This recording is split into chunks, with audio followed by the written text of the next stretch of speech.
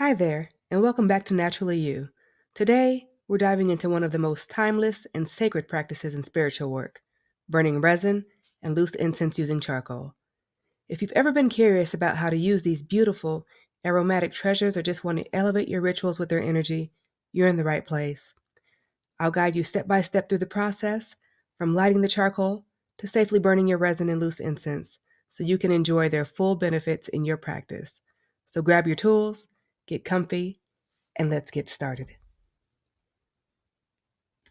What you'll need today is a heat-resistant dish, your resin and or herbs, charcoal, tongs, a high-powered lighter, and your itty-bitty spoon. One of the most important things you'll need is a fire-resistant dish or burner. When using charcoal to burn resin and loose incense, the charcoal gets extremely hot, much hotter than a regular candle flame.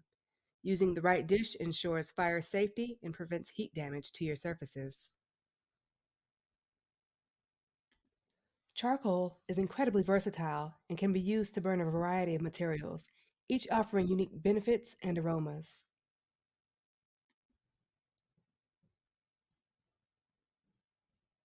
Using a small spoon when burning resin and loose incense on charcoal is a simple yet effective way to control the amount of materials that you add.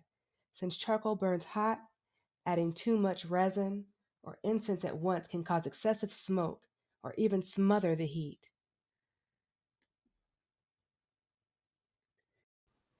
Using tongs is essential when working with charcoal, as it allows you to handle the hot pieces safely and with precision.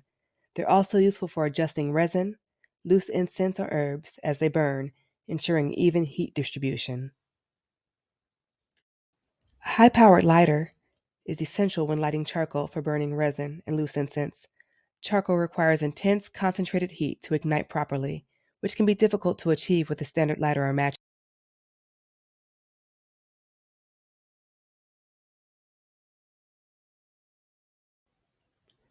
Waiting for the charcoal to heat up fully before adding resin, loose incense, or herbs is crucial for achieving the best results.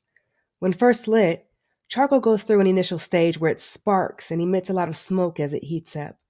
It's important to let it reach a glowing, ashy state, typically around 5 to 10 minutes before placing anything on it.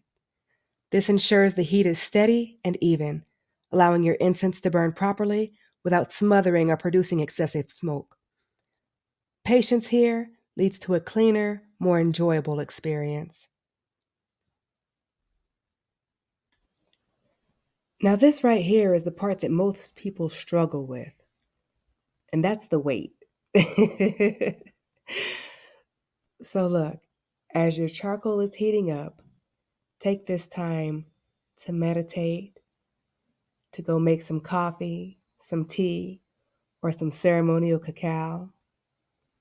During this time, you can prepare your space, clean up your altar a little bit, put things in place so that you're even more prepared for whichever ritual or ceremony that you're about to participate in. Make this a sacred time.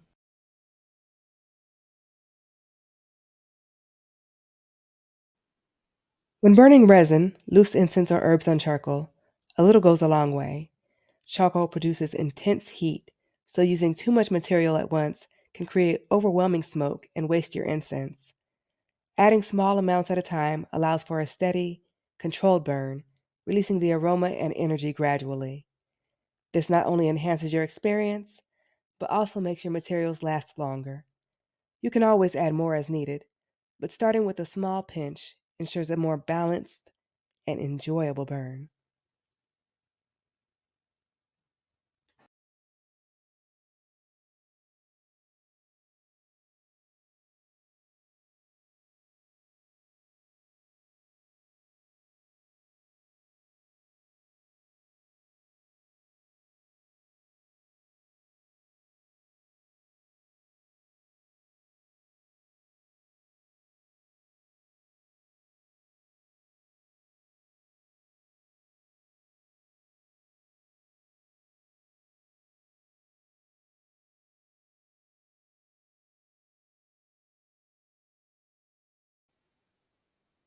Thank you so much for watching.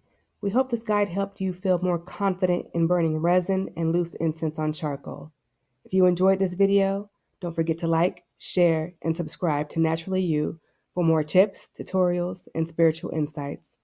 We'd love to hear your thoughts and experience in the comments, so feel free to share.